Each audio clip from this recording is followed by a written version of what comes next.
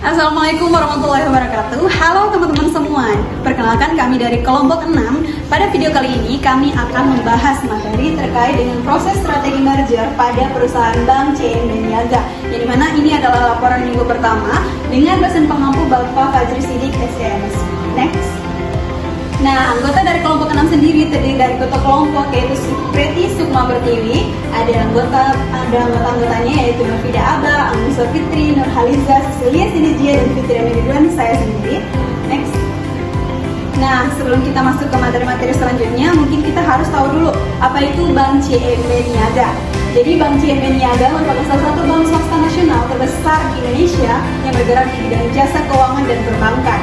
Bank ini melayani berbagai segmen nasabah, mulai dari individu, UMKM, hingga koperasi dengan menyediakan produk dan layanan perbankan, konvensional maupun syariah, serta didukung oleh jaringan yang luas dan layanan digital yang modern. Nah, teman-teman bisa dilihat pada bagian sini ini adalah merupakan salah satu contoh layanan dari Bank CIMB Niaga. Mungkin itu saja dari saya, terima kasih. Mungkin kita beralih ke materi selanjutnya.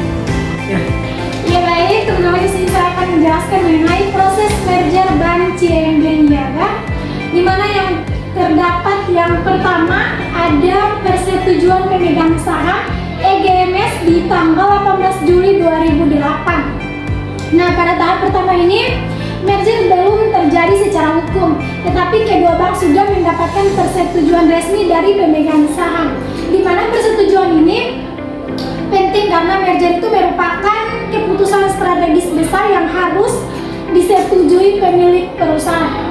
Terus yang tahap kedua ada legal merger yaitu atau legal day one pada tanggal 1 November 2008. Nah, di tahap ini merger itu sudah berlaku secara hukum. Bank Niaga dan Bank Lipo resmi digabungkan ke dalam satu entitas hukum yang bernama Bank CIMB Niaga. Nah, sejak tanggal ini kedua bank itu tidak lagi berdiri terpisah tetapi disatukan secara tidak lagi berdiri terpisah secara legal. Nah, yang ketiga pada tahap ketiga ada integritas operasional di mana terjadi pada tahun 2008 sampai 2009. Nah, pada tahap ini fokus utama bukan lagi aspek hukum tetapi penyatuan operasional mulai dari sistem teknologi informasi, produk dan layanan perbankan, di mana ada jaringan cabang dan ATM hingga penyelarasan budaya organisasi dan sumber daya manusia. Tahap ini penting karena dia menjadi penentu keberhasilan merger dalam jangka panjang. Nah, pada tahap terakhir ada single platform day one, di mana setelah integrasi selesai di tahun 2009. Nah, pada kondisi ini seluruh sistem sudah terintegrasi penuh di Bank CIMB Niaga. Dia beroperasi sebagai satu bank utuh meskipun terjadi perubahan besar di internal, di mana layanan kepada nasabah tetap berjalan normal atau business as usual. Itu saja yang saya jelaskan.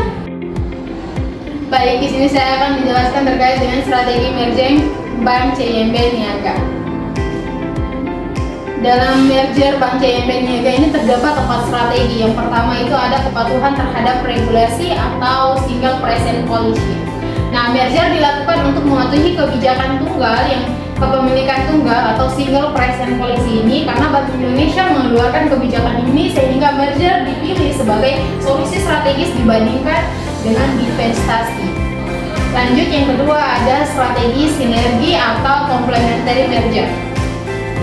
Penggabungan keunggulan Bank Niaga pada perbankan korporasi dan KPR dengan keunggulan Bank Lipo pada UMKM, maka perbankan retail dan sistem pembayaran untuk menciptakan portofolio produk yang lebih lengkap. Jadi Bank CIMB Niaga ini berperan di perbankan korporasi, sedangkan untuk Bank Lipo sendiri itu pada UKM atau perbankan retailnya. Nah, lanjut yang kedua ada strategi skala ekonomi atau economies of cycle. Jadi mereka menggabungkan kedua perusahaan ini untuk meningkatkan lagi penggabungan ini itu untuk meningkatkan jaringannya dan basis nasabah guna meningkatkan efisiensi operasionalnya, menurunkan biaya serta memperkuat daya saing di industri perbankan. Di sini yang dimaksud menurunkan biaya agar mereka tuh tidak banyak untuk memakai karyawannya, atau bisa juga mereka mengefisiensi operasionalnya biar lebih mudah dalam satu entitas saja. Lanjut, yang keempat ada strategi tata kelola dan manajemen resiko, di mana ini pembentukan struktur pengawasan dan manajemen resiko merger yang terintegrasi untuk meminimalkan resiko operasional, resiko kredit, serta potensi kegagalan merger. Jadi mereka menggabungkan, mereka melakukan merger dari Bank Lipo dan juga Bank Niaga ini. Salah satunya juga alasannya yaitu mereka meminimalkan resiko operasionalnya, juga resiko kredit dari nasabah-nasabah lain. Lanjut, jenis dan bentuk merger Bank CIMB Niaga. Nah, jadi jenis merger Bank CIMB Niaga ini adalah merger horizontal, karena yang bergabung pada perusahaan sejenis dan berada pada industri yang sama, misalnya bank dengan bank, dengan tujuan memperkuat posisi pasar, efisiensi, dan daya saing. Yang sudah dikatakan tadi, kalau Bank Niaga itu dia juga bank, Bank Lipo juga bank, jadi dia menyatukan itu jadi bentuk jenis mergernya itu merger horizontal. Lanjut, bentuk merger dan dari Bank CIMB Niaga ini. Bentuk merger Bank CIMB Niaga adalah merger statutory atau merger absorpsi, karena Bank CIMB Niaga tetap berdiri sebagai entitas hukum, sedangkan Bank Lipo melebur dan tidak lagi berdiri secara terpisah.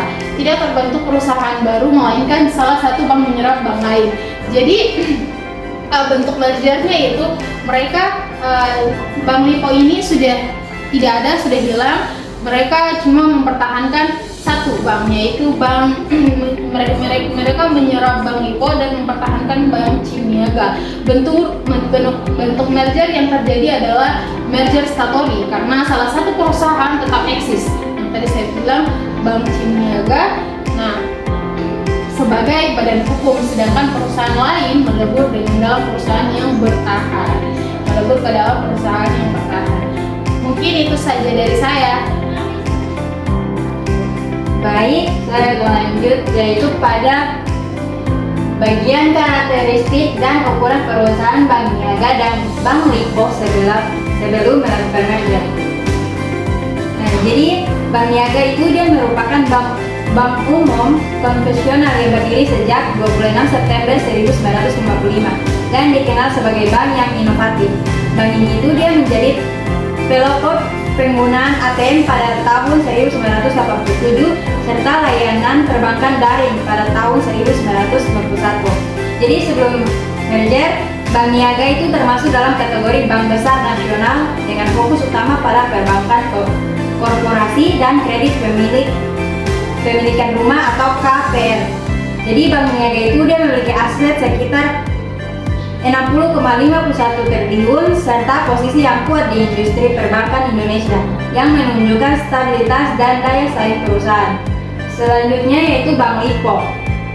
Nah, jadi Bank Lipo itu didirikan pada Maret 1948 dan juga merupakan bank umum konvensional. Bank ini itu dia memiliki orientasi yang kuat pada perbankan retail, usaha kecil dan menengah atau UKM, serta sistem transaksi dan pembayaran. Bank Lipo ini juga dikenal sebagai pelopor layanan elektronik banking di Indonesia. Sebelum merger, Bank Lipo ini tergolong sebagai bank menengah besar dengan total aset sekitar 39,6 triliun. Nah, bank ini itu dia juga memiliki jaringan sekitar 401 kantor yang tersebar di lebih dari 120 kota serta berbasis nasabah retail yang luas. Ini tuh dia mencerminkan keunggulan dalam jangkauan layanan dan distribusi perbankan. Itu saja dari saya serahkan ke materi yang Baik, saya akan melanjutkan pembahasan terkait ukuran pasar dan pertumbuhan pasar yang diharapkan oleh Bank Niaga dan juga Bank Lipo. Yang pertama adalah ukuran pasar. Ternyata sebelum melakukan merger, Bank Niaga dan juga Bank Lipo ternyata sama-sama memiliki ukuran pasar yang besar dan juga segmen pasar yang saling melengkapi. Yang dimana banknya ini sendiri ternyata lebih unggul dan kuat pada perbankan koperasi koperasi dan juga KPR. Sedangkan Bank Lipo sendiri lebih unggul pada perbankan retail dan juga UKM, yang mana jaringan pelayanannya lebih luas. Lalu untuk pertemuan pasar yang diharapkan, kegiatan merger yang dilakukan oleh Bank Niaga dan juga Bank Lipo ini mengharapkan dapat mendorong pertumbuhan pasar melalui sinergi jaringan antara retail dan UKM, serta kekuatan kooperasi KPR, yang dimana hal ini didukung dengan peningkatan skala ekonomi dan juga efisiensi operasional. Lalu untuk pangsa pasar yang dimiliki oleh kedua bank ini bersifat saling melengkapi, yang dimana tadi bahwa Bank Niaga ternyata lebih unggul pada perbankan kooperasi dan KPR, sedangkan Bank Lipo sendiri lebih unggul pada perbankan retail dan juga UKM, yang dimana layanannya lebih luas. Jadi bisa dibilang bahwa kondisi inilah yang menjadi salah satu dasar kenapa terjadi atau kenapa Bank Niaga dan juga Bank Lipo melakukan strategi merger. Di sini saya akan melanjutkan pembahasan, yaitu di sini saya akan membahas alasan melakukan merger. Dan di sini yang pertama ada mematuhi kebijakan kepemilikan tunggal atau biasa disebut dengan Single Present Policy atau SPP Bank Indonesia. Yang kedua, upaya konsolidasi industri perbankan nasional. Dan yang ketiga yaitu membentuk bank dengan skala usaha yang lebih besar dan desain yang lebih kuat. Yang keempat, menciptakan sinergi dari kekuatan masing-masing bank. Dan yang kelima, memperluas jaringan distribusi dan jangkauan layanan perbankan. Yang keenam, meningkatkan efisiensi dan skala ekonomi atau economies of scale. Yang ketujuh, mendukung strategi jangka panjang pemegang dan manajemen. Mungkin itu saja yang dapat saya sampaikan. Terima kasih. Nah, teman-teman, kita sudah melewati berbagai macam presentasi kita dari pemateri-pemateri sebelumnya atau membahas berbagai macam hal-hal yang dimana bersangkut paut dengan kenapa terjadinya merger antara kedua perusahaan itu. Lalu selanjutnya kita akan menyimpulkan yang dimana merger Bank Niaga dan Bank Lipo yang membentuk Bank CIMB Niaga resmi efektif pada tahun 2008 pada tanggal 1 November sebagai bentuk kepatuhan terhadap kebijakan kepemilikan tunggal Bank Indonesia. Merger ini bersifat sinergis, menggabungkan keunggulan Bank Niaga di perbankan korporasi dan KPR dengan kekuatan Bank Lipo di perbankan retail dan UKM. Hasilnya, Bank CIMB Niaga memiliki skala ekonomi yang lebih besar, efisiensi operasional meningkat, serta daya saing yang lebih kuat di tingkat nasional dan regional. Nah, itulah pembacaan kesimpulan dari saya selaku moderator. Saya ucapkan terima kasih kepada teman-teman yang sudah menonton dan semoga video ini bermanfaat untuk kita semua. Terima kasih. Wabillahi taufiq wal hidayah. Wassalamualaikum warahmatullahi wabarakatuh.